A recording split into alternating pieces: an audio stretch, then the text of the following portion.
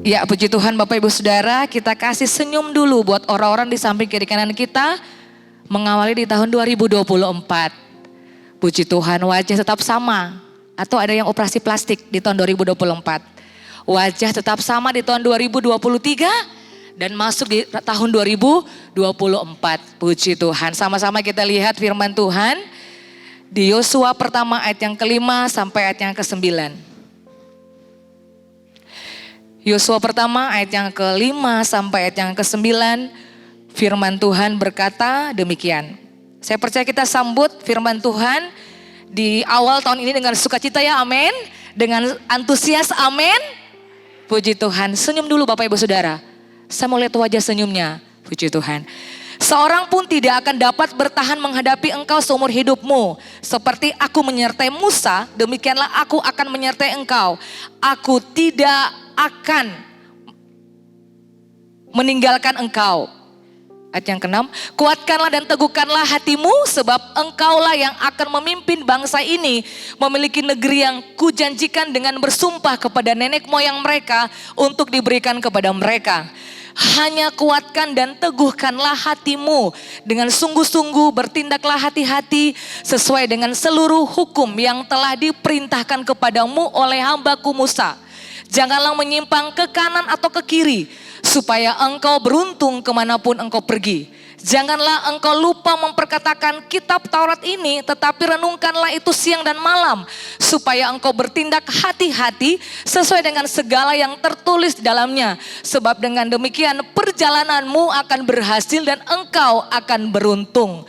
Bukankah telah kuperintahkan kepadamu, kuatkan dan teguhkanlah hatimu, janganlah kecut dan tawar hati, sebab Tuhan Allahmu menyertai engkau kemanapun engkau pergi. Puji Tuhan, yang percaya katakan amin. Ya, Bapak Ibu Saudara dikasih oleh Tuhan.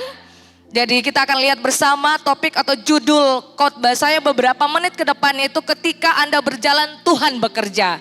Di awal tahun 2024 ini, kemanapun kita melangkah, kemanapun kita mengarahkan kehidupan kita, hati kita, hidup kita, percaya bahwa ketika kita berjalan Tuhan bekerja di situ. Yang percaya katakan amin.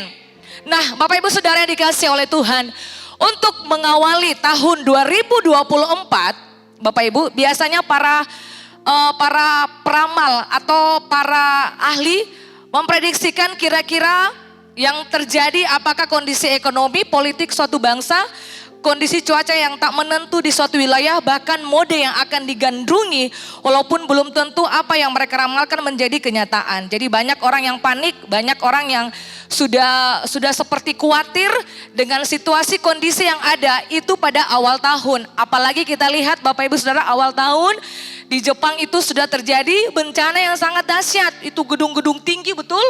Gedung-gedung tinggi pencakar langit. Kemarin diguncang oleh gempa yang dahsyat, berapa itu tuh 7, kalau tidak salah, mengguncang. Bahkan bangunan-bangunan yang tingkat tinggi semuanya roboh, Bapak Ibu Saudara yang dikasih oleh Tuhan.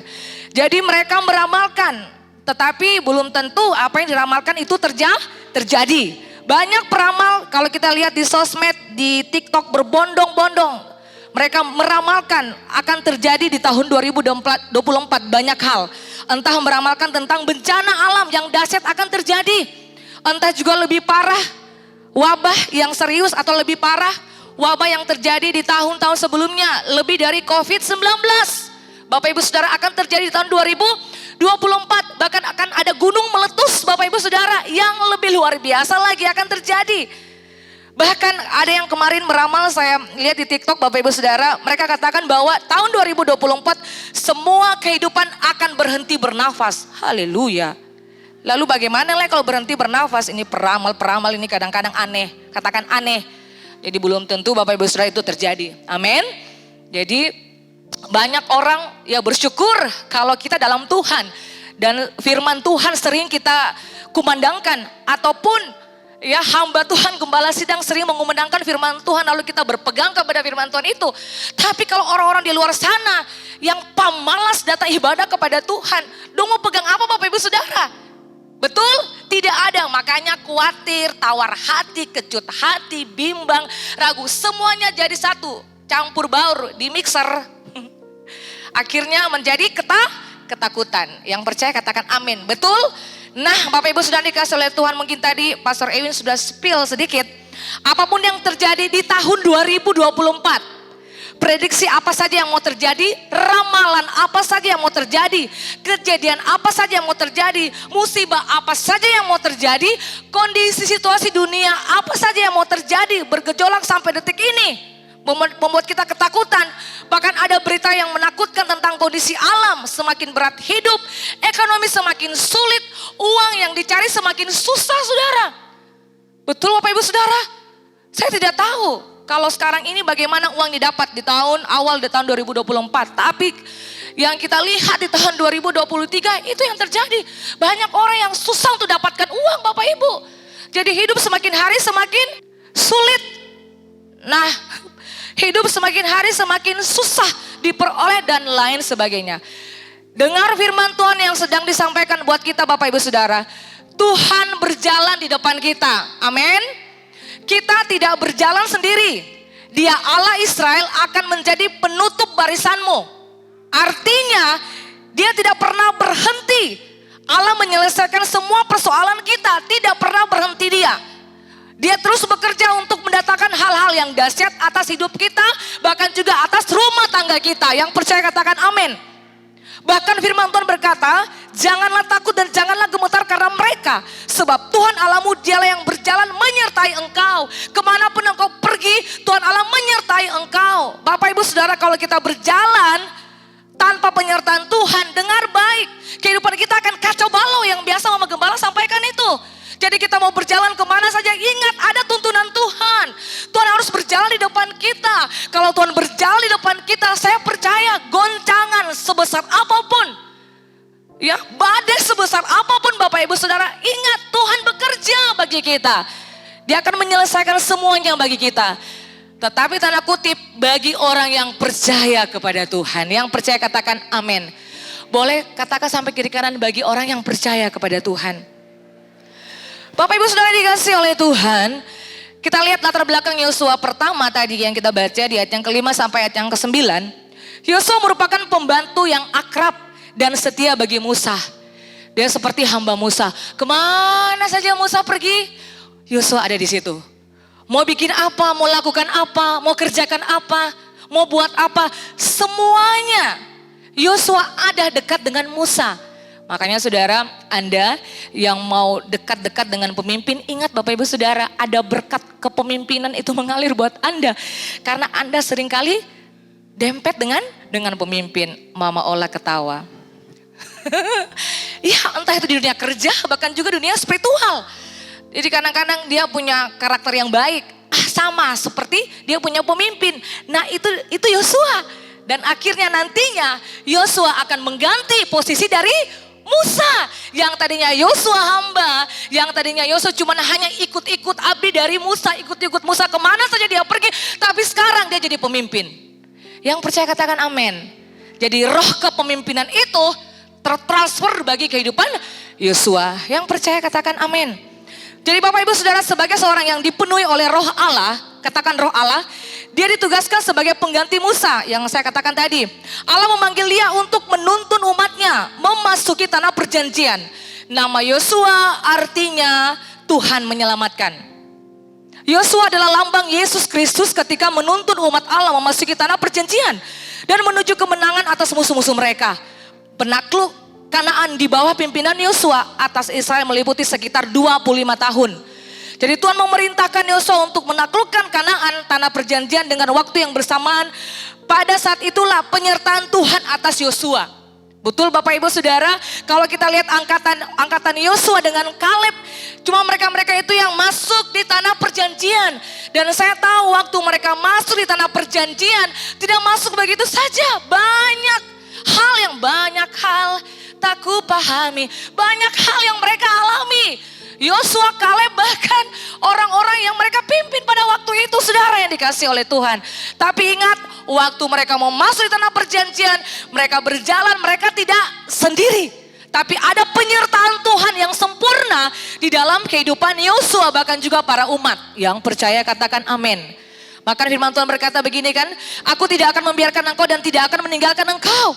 Bukan saja disampaikan kepada Yosua untuk sebuah komitmen, tetapi juga merupakan komitmen Allah kepada semua orang percaya. Komitmen Allah bahwa Tuhan menyertai Yosua.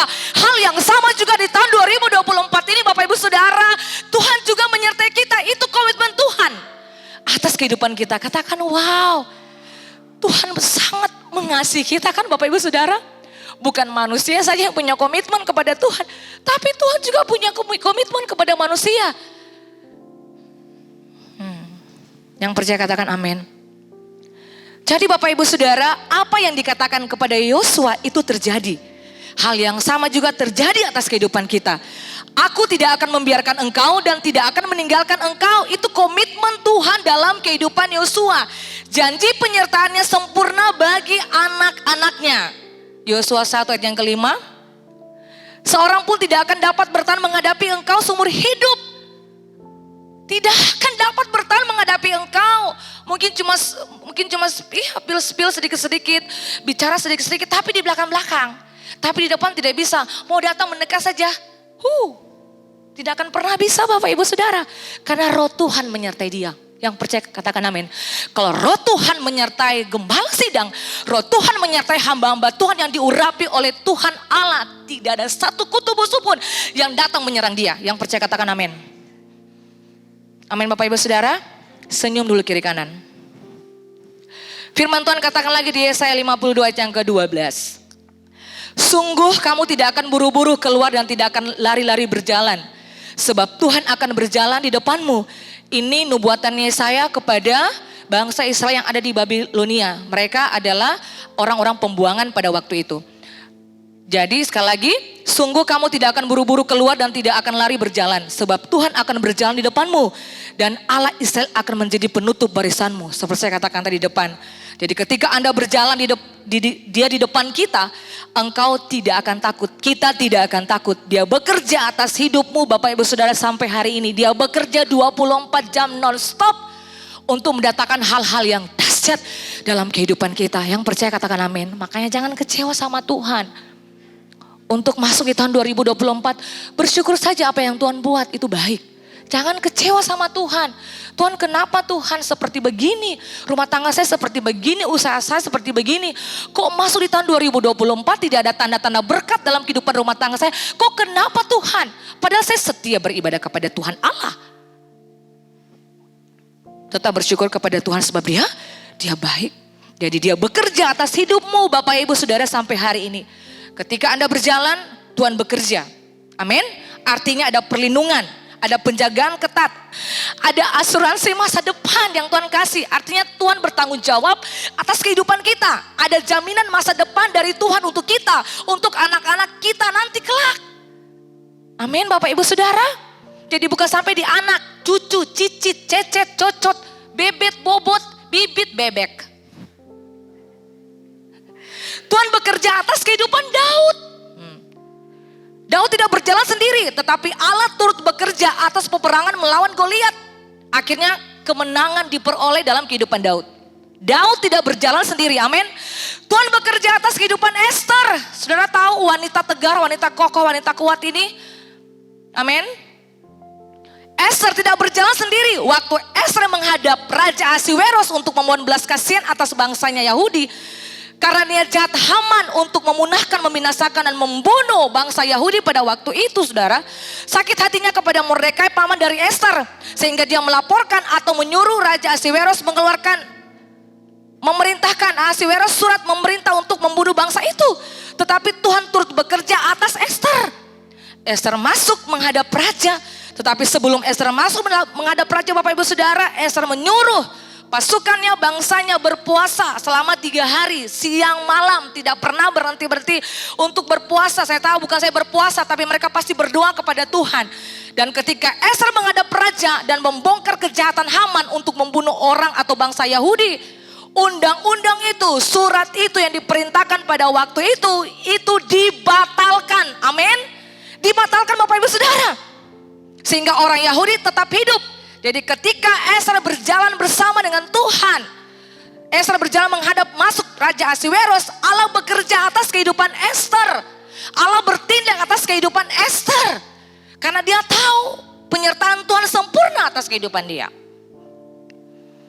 Yang percaya katakan amin. Tuhan juga bekerja atas kehidupan Deborah. Salah satu hakim wanita. Waduh, luar biasa Bapak Ibu Saudara. Ada nama Deborah sini? Bora? Ya Deborah ya? Atau Bora? Oh bukan, Deborah. Jadi usahakan kalau besok-besok saudara yang punya anak yang baru menikah nih, yang baru menikah. Ada 2 keluarga, 3 keluarga. 2 keluarga yang baru menikah. Kasihlah namalah ini anak-anak ini nih. Pasti Anda punya anak-anak nanti menjadi wanita-wanita kalau dia wanita. Kalau dia perempuan. Anak-anak yang kokoh kuat. Esther, Deborah, Abigail, dan lain sebagainya. Amin Bu Hans. Jadi Allah bekerja atas kehidupan Deborah. Pada waktu itu bangsa Israel berada dalam penindasan Raja Kanaan selama 20 tahun. Sisera selaku kepala pasukan. Deborah pun memerintahkan Barak. Saudara, Barak itu bukan perempuan. Katakan bukan perempuan. Barak itu dia laki-laki. Pemimpin prajurit Israel. Pasukan pemimpin prajurit Israel. Untuk menyerang Sisera. Tapi Barak merasa ragu untuk berperang sendirian. Karena itu ia bersikeras meminta Deborah. Deborah mungkin karena dia takut. Haleluya. Laki-laki ini lepaskan dia. Karena itu ia bersikeras meminta Deborah untuk turut pula maju berperang. Jika engkau turut maju, aku pun maju. Hakim-Hakim 4 ayat yang ke-8. Tetapi jika engkau tidak turut maju, aku pun tidak maju. Permintaan Barak ini diresponi baik oleh Deborah. Ia rela turun gunung tanpa rasa takut, turut maju berperang bersama prajurit ke medan peperangan demi membela umatnya. Jadi Bapak Ibu Saudara dikasih oleh Tuhan, Allah berjalan bersama dengan Deborah. Allah bekerja bersama dengan Deborah. Makanya Deborah berhasil dan dia dapat menikmati kemenangannya dengan Tuhan karena Tuhan ada di pihak dia. Amin Bapak Ibu Saudara. Mau kita lemah, tidak berdaya dan sebagainya, kalau Allah berjalan dengan kita, yang tadi lemah kita jadi kuat. Yang tadinya kita tidak bisa, kita akan jadi bisa Bapak Ibu Saudara. Yang tidak bisa ngapa-ngapain, jadi bisa ngapa-ngapain. Yang tidak bisa berbicara, jadi bisa berbicara. Karena ada penyertaan Tuhan dalam kehidupan dia, dalam mulutnya. Karena roh Tuhan ada dalam kehidupan dia. Amin. Jadi para tokoh dalam Alkitab, mereka berhasil memecahkan persoalan yang sementara mereka hadapi. Karena mereka tahu bahwa yang berjalan bersama mereka itu bukan manusia Bapak Ibu Saudara. Yang berjalan bersama dengan mereka itu bukan manusia. Tapi yang berjalan bersama dengan mereka itu Tuhan Allah semesta alam. Yang menjadikan langit, bumi dan segala isinya. Jadi mereka tidak pernah takut untuk menghadapi siapa saja di medan peperangan. Katakan wow. Karena yang berjalan dengan kita itu bukan manusia. Ngapain kita harus takut? Yang berjalan bersama dengan kita yaitu Tuhan. Kalau Tuhan berjalan bersama dengan kita, maka kemenangan ada bersama dengan kita. Keberhasilan, kesuksesan, kehebatan Tuhan akan kasih buat kita. Mujizat-mujizatnya Tuhan akan kasih buat kita. Yang tadinya kita tidak bisa berbuat apa-apa saudara, Tuhan akan naikkan kita. Kita naik kelas, level kita semakin ada semakin di atas, bukan lagi di bawah. Karena penyertaan Tuhan ada bersama dengan kita. Yang percaya katakan amin. Kita berikan tepuk tangan dulu buat Tuhan Yesus yang luar biasa. Jadi saudara, mereka tokoh-tokoh Alkitab bukan menjadi orang yang kalah tapi menang. Yosua 23 ayat yang ke-11 katakan, bukankah Tuhan telah menghalau bangsa-bangsa yang besar dan kuat dari depanmu, dan akan kamu ini seorang pun tidak ada yang dapat menghadapi kamu sampai sekarang. Tidak ada yang dapat tahan untuk menghadapi kamu, bayangkan sampai sekarang Bapak Ibu Saudara. Katakan wow, luar biasa. Jadi hadapi segala sesuatu. Amin. Hadapi segala sesuatu. Jangan menyerah. Anak muda jangan menyerah. Aduh Tuhan, pergumulan-pergumulan ini belum selesai-selesai lagi. Belum ada jawaban lagi, kapan Tuhan? Hadapi segala sesuatu, jangan menyerah. Kita tidak diciptakan untuk lari dari masalah. Kita diciptakan oleh Tuhan untuk menjadi orang yang bisa memecahkan masalah itu. Berani hadapi masalah itu. Jangan lari. Lari masalah bukan selesai Bapak Ibu Saudara. Tapi kalau Anda lari, masalah itu semakin hari semakin datang. Masalah apa? Masalah baru lagi datang. Masalah lama saja kita tidak mampu untuk menyelesaikan. Apalagi masalah yang baru datang. Makanya jangan lari. Hadapi itu dengan kekuatan Tuhan. Kalau Tuhan di pihak kita, siapa yang dapat lawan kita? Tidak ada. Jadi sumber kekuatan kita, sumber hikmat dan pengetahuan itu Tuhan. Tinggal di dalam hati kita. Itu artinya kita memiliki potensi untuk menyelesaikan masalah-masalah. Kita punya potensi yang besar. Kita orang-orang yang berkualitas saudara. Tuhan kasih kita hikmat, Tuhan kasih kita kearifan, roh kebijaksanaan untuk menyelesaikan masalah itu. Jangan lihat masalah itu, jangan lihat orang itu. Aduh. Seperti Barak tadi. Deborah, ya Yesus. Deborah perempuan bukan laki-laki. Hello, amin Bapak Ibu Saudara. Jangan itu terjadi dalam kehidupan kita. Lari dari gereja seperti Mama Gembala biasa katakan. Pergi dari gereja. Sing bali-bali lah, saudara maaf juga.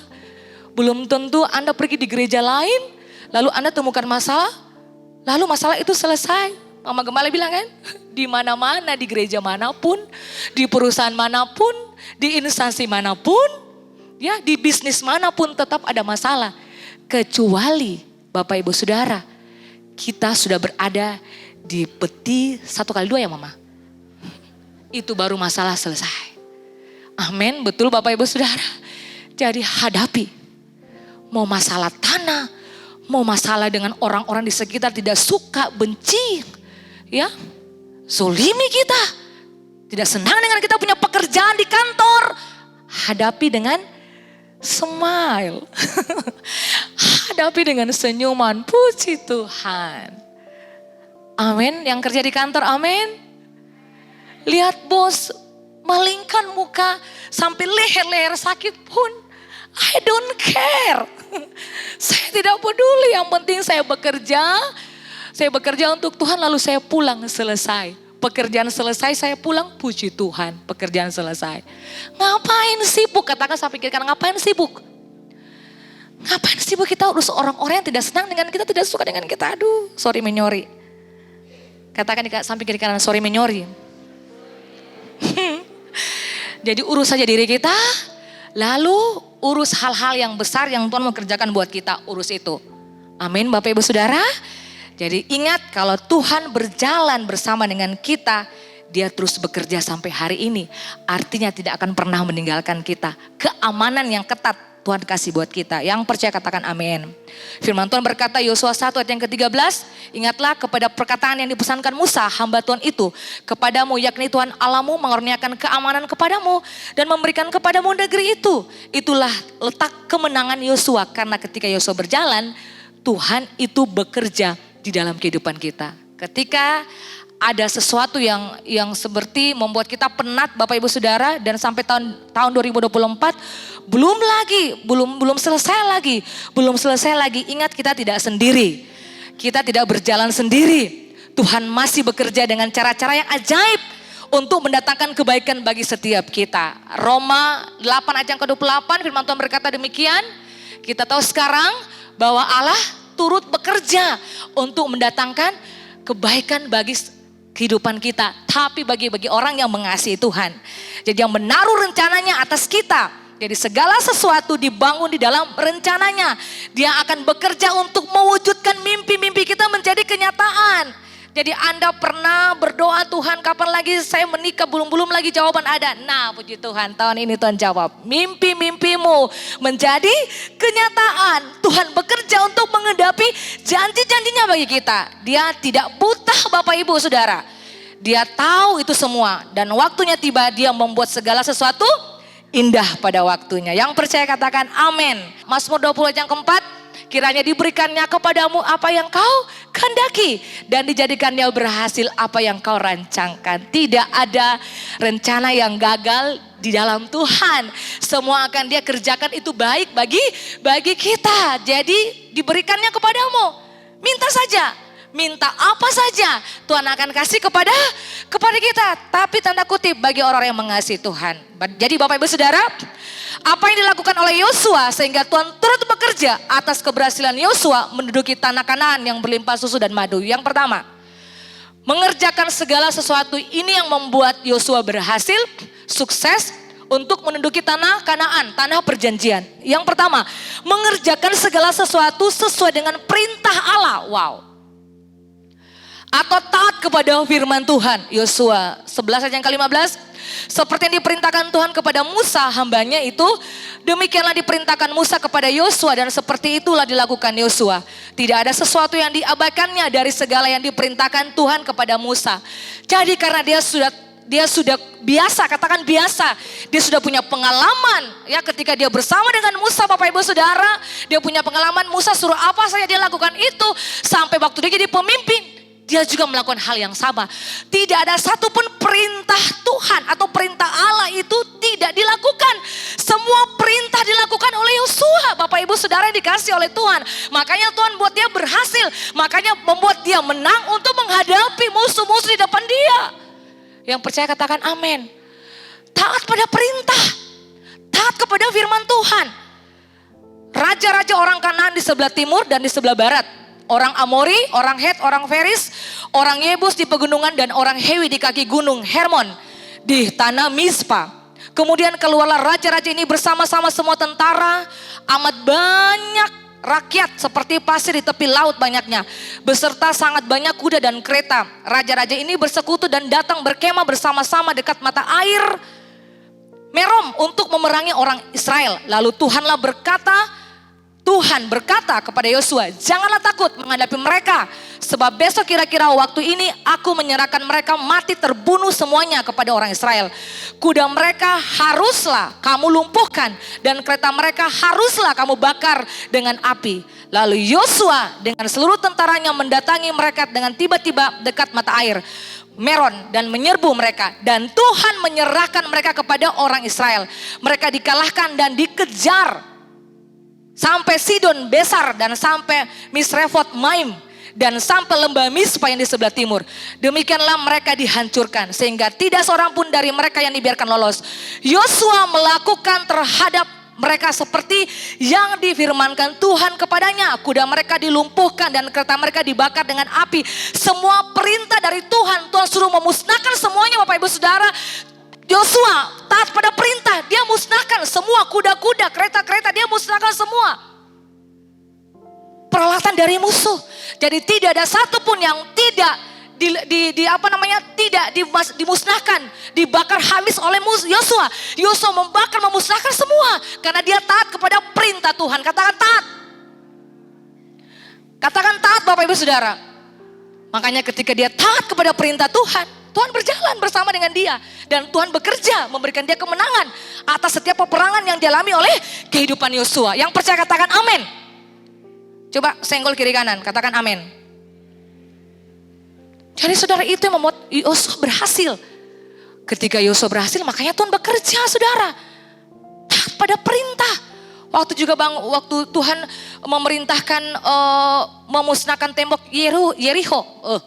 Memusnahkan tembok Yeriho juga seperti begitu. Betul? Hari pertama, kedua, ketiga sampai ke-6. Yosua dengan pasukan mengelilingi, memutari tembok itu. Dan hari yang ke-7 mereka memutari, saudara. Berapa kali hari yang ke-7 mereka memutari? Berapa kali? 10 kali. Iya, 7 kali mereka putari. Apa yang terjadi? Tuhan luar biasa. Artinya Yosua taat kepada perintah Tuhan, maka keberhasilan untuk meruntuhkan tembok Yeriho yang tebalnya berapa meter? Kira-kira 6 meter, kalau tidak salah. Tingginya berapa meter? 14 meter. Itu runtuh. Dia bukan kiri kanan, Bapak Ibu Saudara. Dia ke bawah, jatuh ke bawah. Tuhan membuat perjalanan Yosua berhasil karena dia taat pada perintah. Katakan taat pada perintah. Jadi saudara, kalau gembala sedang suruh apa itu, bikin akang sesuai dengan perintah itu. Jangan belok. Jangan apa? Jangan menyimpang atau jangan Jangan bikin seperti tambah atau kurang apa yang diperintahkan oleh gembala sidang, hamba-hamba Tuhan, pemimpin rohani saudara. Jadi kalau hamba Tuhan, khususnya gembala sidang, pemimpin saudara juga pun di tempat pekerjaan yang melakukan hal yang sama. Kalau diperintahkan Bapak Ibu Saudara untuk lakukan hal itu, bikin itu. Makanya maaf, bukan anak kesayangan ya. Karena mungkin dia taat pada perintah. Jadi dia disenangi oleh pemimpin. Betul Bapak Ibu Saudara, pemimpin bilang A, dia bikin A. Bukan pemimpin bilang A lalu Anda bikin A tapi tambah Z. Jadi kalau pemimpin bilang seperti begini, bikin seperti begini. Kalau pemimpin bilang jangan bikin seperti begini, jangan bikin seperti begini saudara. Ingat, ketaatan mendatangkan berkat. Ketidaktaatan mendatangkan kutuk. Ketika kita tidak taat Bapak Ibu Saudara, kita lagi menginvestasi. Sekali lagi kalau kita tidak taat, kita lagi sementara menginvestasi ketidaktaatan di sorga. Semakin banyak kita tidak taat, sekali lagi, semakin banyak kita tidak taat kepada perintah ya, yang dimana Tuhan perintahkan kepada kita, lalu melalui gembala sidang, hamba-hamba Tuhan, bahkan juga pemimpin rohani, pemimpin di dunia sekuler dan lain sebagainya. Ya semakin banyak kita tidak taat kepada perintah, maka kita lagi sementara menginvestasi ketidaktaatan kita di sorga. Kalau semakin banyak kita menginvestasi ketidaktaatan kita di sorga, maka maaf saja, jangan harap kita mau menikmati berkat Tuhan yang banyak. Sedikit saya tidak ada, karena ingat tadi saya katakan, ketidaktaatan mendatangkan kutuk. Jadi kalau firman Tuhan bilang A, kita bikin A. Kalau firman Tuhan bilang jangan bersinah, jangan bersinah. Matius 5:32. Tetapi aku berkata kepadamu, setiap orang yang menceraikan istrinya kecuali karena zina, yang menjadikan istrinya berzina. Dan siapa yang kawin dengan perempuan yang diceraikan kecuali dia memang sudah meninggal, ia berbuat zina. Kalau firman bilang apa, bikin seperti begitu. Alias jangan berselingkuh, ya bikin seperti begitu. Kalau firman Tuhan jangan menyebut atau jangan ada padamu Allah lain di hadapanku, ya bikin seperti begitu. Sesuai firman Tuhan bilang apa, kita buat seperti begitu. Jangan lagi ada mistik-mistik. Mama Gembala sering bilang, sampai kemarin juga Mama Gembala sering katakan, saya juga tidak tahu kenapa saya katakan seperti begini, berarti itu penting. Jangan mistik-mistik, percaya mistik-mistik. Jangan percaya orang-orang pintar, jangan percaya orang-orang berobat. Sakit, pergi ke dokter. Bilang sama kiri kanan, supaya dapat obat. Sakit, pergi ke dokter. Jangan percaya orang yang datang di katong rumah lalu minta didoakan. Bapak Ibu Saudara, Mama Gembala sempat spill kemarin di kita punya doa puasa. Kita tidak tahu kehidupan mereka seperti apa. Jadi kalaupun kita melanggar apa yang sudah diperintahkan melalui gembala sidang hamba Tuhan di atas mimbar ini, lalu kita tidak kerjakan hal yang sama, ingat, saya mau katakan Anda bebal. Kenapa firman Tuhan sudah diulang disampaikan hal yang sama, tapi tuh sama, ada mistik-mistik juga, masih percaya juga, berhala-berhala dan lain sebagainya. Anda bebal. Maaf, orang bebal tidak akan menikmati berkat Tuhan dalam kehidupan mereka. Yang percaya katakan amin. Jadi kalau firman Tuhan bilang seperti itu, jangan ada padamu Allah lain di hadapanku, jangan. Dalam bentuk apapun, kalau Anda tidak melakukan hal itu, kalau saya tidak melakukan hal itu, saya bebal. Orang bebal tidak bisa menikmati kasih karunia dari Tuhan. Menikmati berkat-berkat spesial, khusus, istimewa dari Tuhan. Kalau firman Tuhan bilang jangan bohong, jangan bohong. Hamba-hamba Tuhan, saya juga. Jemaat Tuhan, kalau firman Tuhan bilang jangan mengingini orang pembarang, jangan. Jangan mengingini dia punya lipstick, jangan mengingini dia punya eyeshadow, jangan mengingini dia punya alat eyeliner itu. Jangan mengingini dia apalagi? Alis, catok. Jangan mengingini apalagi? Dia punya kemeja, dia punya kemeja bagus parbeta jua. Jangan mengingini dia punya parfum, dia punya parfum paling harum Jangan, itu orang pembarang. Katakan sampai kirikan, itu orang pembarang. Itu perintah Tuhan, lakukan itu. Orang mau rambutnya dikasih lurus, ikut lagi, mengingini lagi. Papi, saya juga ingin dong rambut saya dikasih lurus seperti tetangga itu. Jangan, Bapak Ibu Saudara, itu orang pembarang. Jadi jangan ingini. Jadi puaskan dirimu dengan apa? Apa yang ada padamu. Toh tetap kita cantik, Kita punya kecantikan itu berbeda. Jadi jangan kita membanding-bandingkan kita punya kecantikan ibu-ibu, wanita-wanita dengan kecantikan orang lain. Katakan ibu-ibu samping kiri kanan. Kalau misalnya ada suami di situ, bilang suami, bilang para istri, mama saya paling cantik ya. Puji istri, jangan puji istri tetangga. Biasa dikatakan mama gembala. Puji istri, yang puji istri tetangga. Jangan bajalang begini, dengan motor, istri di belakang, laki mata stereo, maaf juga. Lihat wanita cantik lewat, gitar Spanyol, menganga sedikit dulu. Menganga itu hati-hati, jatuh. Menganga itu hati-hati, nanti jatuh hati. Menganga itu hati-hati, nganga itu hati-hati, nanti jatuh. Bukan itu cinta, jatuh hati. Yang percaya katakan amin. Jadi saudara, jangan lakukan perintah, jangan abaikan perintah, jangan anggap remeh perintah. Kalau gembala sidang, pemimpin rohani bilang seperti itu, lakukan. Jangan belok, jangan Bapak Ibu Saudara. Siapa meremehkan firman ini akan menanggung akibatnya. Tetapi siapa taat kepada perintah akan menerima balasannya. Jadi kemanapun saudara berjalan, saudara mengarahkan kaki saudara, berjalanlah sesuai arahan Tuhan. Tuntunan Tuhan, tujuan Tuhan, keputusan Tuhan. Amin. Tuhan bekerja di situ untuk mendatangkan mujizat bagi Anda. Untuk mendatangkan kebaikan bagi Bapak Ibu Saudara.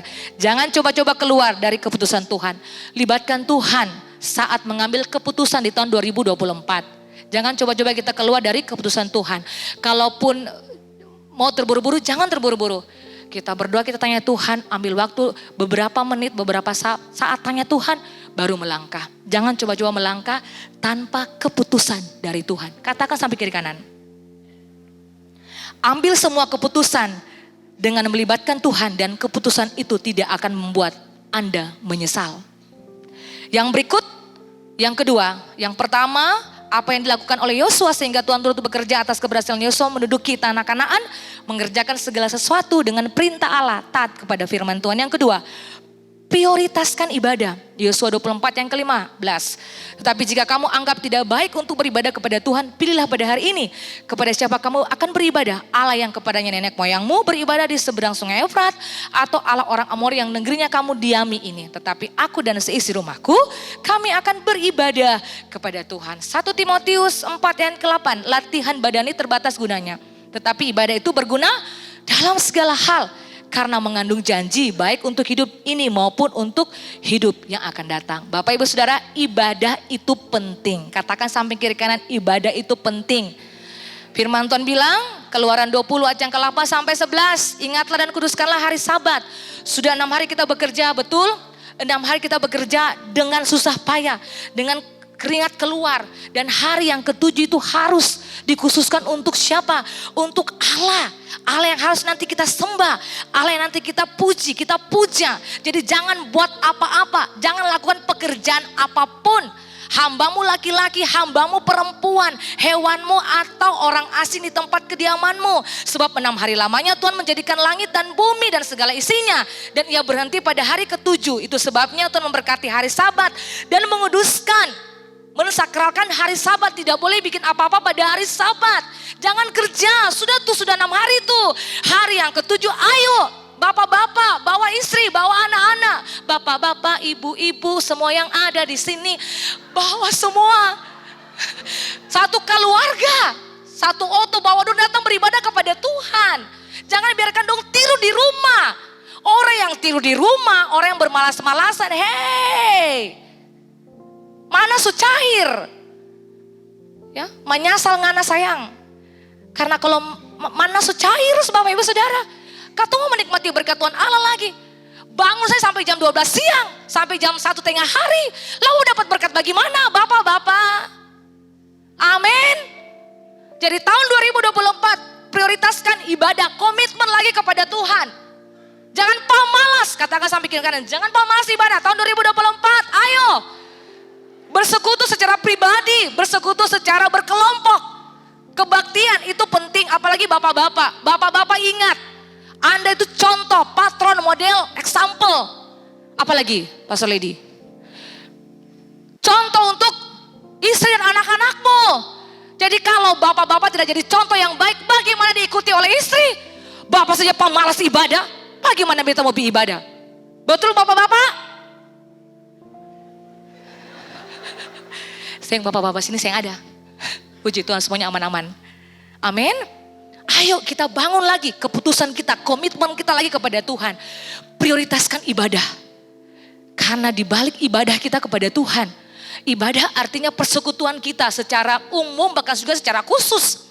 Khusus ya kita satu hidup pribadi bersama dengan Tuhan. Umumnya kebaktian seperti begini saudara. Tujuannya bukan datang beribadah kepada Tuhan, datang di gereja ini lalu oh iya supaya mama gembala berdoa buat beta untuk beta punya doa-doa dijawab oleh Tuhan supaya beta dapat jodoh cepat. Tujuan datang ibadah motivasinya saudara tidak melenceng. Tapi tujuannya datang kepada Tuhan Allah, pencipta langit bumi dan segala isinya. Lalu tujuan kita datang beribadah, berterima kasih kepada Tuhan Allah. Apa yang Tuhan sudah buat di sepanjang minggu yang berjalan dalam kehidupan Bapak Ibu Saudara punya rumah tangga. Yang percaya katakan amin. Tepuk tangan dulu buat Tuhan Yesus. Ya. Jadi Bapak Ibu Saudara itu alasan ibadah kita kepada Tuhan. Tujuannya benar. Saya perlu Tuhan. Saya datang, saya memuji, menyembah Tuhan, mensyukuri semua hal yang Tuhan sudah buat dalam kehidupan saya di sepanjang tahun kemarin. Bahkan di sepanjang minggu ini. Semua mujizat-mujizat yang Tuhan kerjakan dalam kehidupan saya syukur Tuhan. Tuhan Yesus baik, bahwa saya untuk selama-lamanya kasih setia Tuhan. Jadi kenapa Yosua dia benar-benar punya komitmen.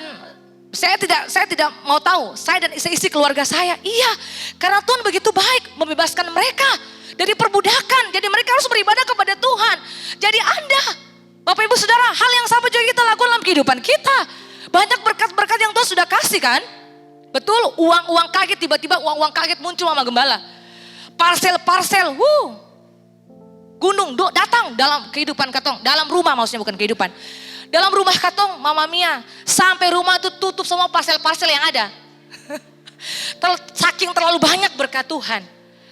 Itu yang harus kita syukuri. Makanya jangan lupa beribadah kepada Tuhan. Amin Bapak Ibu Saudara. Mazmur kalau tidak salah, Mazmur 128 ya. Ayat yang pertama sampai ke 6.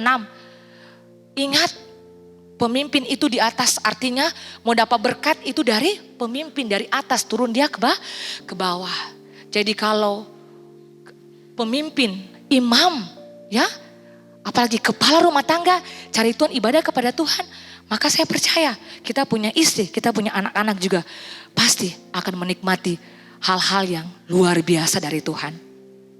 Yang ketiga, tidak mengizinkan kata-kata intimidasi mempengaruhi diri kita. Amin Bapak Ibu Saudara. Bilangan 13 ayat yang ke-31 sampai 33. Jadi intimidasi itu adalah tindakan menakut-nakuti. Jadi jangan mau kita terintimidasi. Karena ada perkataan-perkataan iblis kan, perkataan-perkataan intimidasi itu perkataan-perkataan negatif iblis yang ditaruh iblis di pikiran kita. Jadi jangan biarkan intimidasi iblis menyerang kita punya pikiran.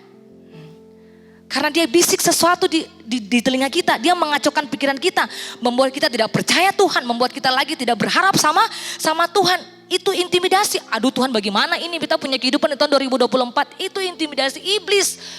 Yuk saya mati tahun 2024. Yuk saya tahu toh nanti saya tidur malam tuh. Semalam besok pagi saya bangun lagi. Saya mati sudah. Itu Bapak Ibu Saudara. Itu intimidasi setan. Makanya saudara untuk melawan intimidasi setan. Katong harus lawan dia di dalam nama Tuhan Yesus. Setan roh jahat, beta punya pikiran, saya pergi sekarang. Berangkat pergi. Saya berangkat iblis setan roh jahat. Saya boleh intimidasi, beta punya pikiran sekarang. Saya berangkat dalam nama Yesus. Saya susun khotbah juga Bapak Ibu Saudara. Saya tahu ini dari Tuhan Allah. Bayangkan dia mengacaukan saya sehingga saya buyar. Sehingga saya tidak susun khotbah ini lagi. Lalu saya tidur. Setan punya perbuatan itu. Supaya saya tidak ketik. Saya tahu. Setan. Saya berangkat dengan lele pertama. Saya berangkat dengan kapal renjani sekarang. Dalam nama Yesus. Saya simbol intimidasi beta. Saudara. Rahasia mengalahkan intimidasi ialah pahami bahwa Allah punya otoritas. Kepadaku telah diberikan segala kuasa di sorga dan di bumi. Tuhan punya kuasa, maka kuasa itu akan menghancurkan kuasa setan roh jahat di dalam nama Tuhan Yesus. Yang kedua, rahasia mengalahkan intimidasi, kenalah Allah. Artinya orang yang mengenal Tuhan tidak akan takut melawan musuh. Dia tahu penyertaan Tuhan sempurna, dia tahu bahwa perlindungan Tuhan itu ketat, keamanan Tuhan ketat. Oh iya, saya pasti melawan dia. Setan roh jahat, saya pergi. Jadi jangan sampai ketakutan dan kecemasan yang timbul, intimidasi dari sekeliling kita membuat kita lupa mengandalkan Tuhan. Andalkan Tuhan, andalkan firman Tuhan, maka kehidupan kita akan berhasil dan beruntung. Seperti Yosua tadi ayat yang pertama, pasal yang pertama ayat yang kelima sampai ayat yang ke-9. Yang terakhir, Yosua memiliki keteguhan hati untuk menghadapi bangsa Israel yang tegar tengkuk. Yosua 1 ayat yang ke-9, bukankah telah kuperintahkan kepadamu, kuatkan dan teguhkanlah hatimu. Janganlah kecut dan tawar hati, sebab Tuhan Allahmu menyertai engkau kemanapun engkau pergi. Teguh hati berarti punya fokus, hanya tertuju kepada Tuhan. Mau persoalan yang berat sekalipun, fokus. Kita punya pandangan hanya tertuju kepada Tuhan. Fokus kepada janji dan penyertaan Tuhan dalam hidup kita. Teruslah percaya, iman sekalipun keadaan sekitar menjadi semakin tidak mudah. Teruslah berharap sekalipun keadaan belum juga menunjukkan tanda-tanda. Teruslah berharap, teruslah percaya kepada Tuhan. Kokoh berdiri bahwa saya percaya waktunya tiba. Apa yang saya rindukan, apa yang saya inginkan dalam nama Tuhan Yesus. Bahkan mungkin secara diam-diam saya sampaikan kepada Tuhan. Waktunya tiba, Tuhan akan memberikan buat kehidupan kita. Yang percaya katakan amin. Yang paling terakhir Bapak Ibu Saudara, hadapi segala sesuatu yang ada di depan. Jangan menyerah. Kita diciptakan untuk tidak lari dari masalah, melainkan untuk menghadapi masalah dan menang atas masalah. Di kesimpulan yang terakhir, saya minta pemain keyboard ke depan. Apa yang dilakukan oleh Yosua sehingga Tuhan turut bekerja atas keberhasilan Yosua menduduki tanah Kanaan yang berlimpah susu dan madu. Yang pertama, Yosua taat pada perintah. Yang kedua, prioritas ibadah. Hari ini kita buat komitmen. Kita harus mempunyai kesungguhan hati untuk komitmen ibadah kepada Tuhan. Tidak mengizinkan kata-kata intimidasi mempengaruhi diri kita. Yang keempat, memiliki keteguhan hati untuk menghadapi masalah persoalan di depan kita. Semua yang percaya sama-sama dengan saya kita katakan amin.